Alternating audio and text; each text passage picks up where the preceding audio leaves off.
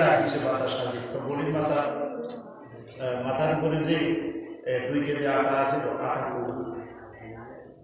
2 KG আটা ছিল।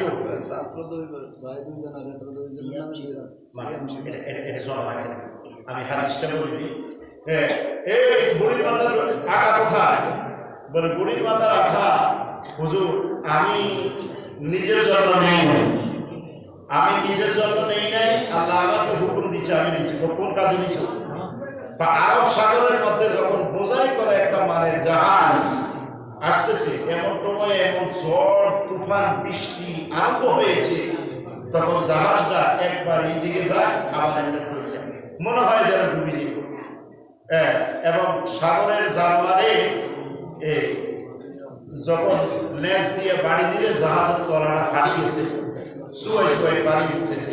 এখন জাহাজের মালিক বলে, আল্লাহ যদি তুমি আমার জাহাজটা কিনারায় পৌঁছে দাও, তাহলে আমি জাহাজের অর্ধেক মাল তুমি আমার রাস্তায় আমি বিতরণ করে দিই।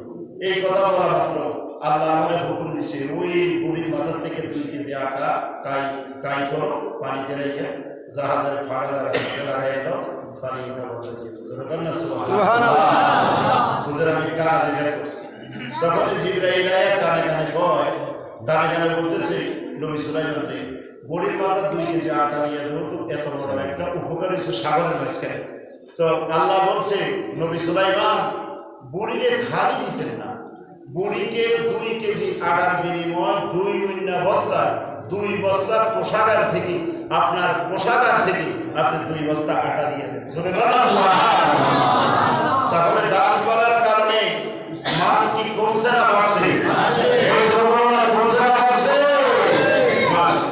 তাহলে আজকের এই মহতি নুরানি ইমানি কে দান করলেন?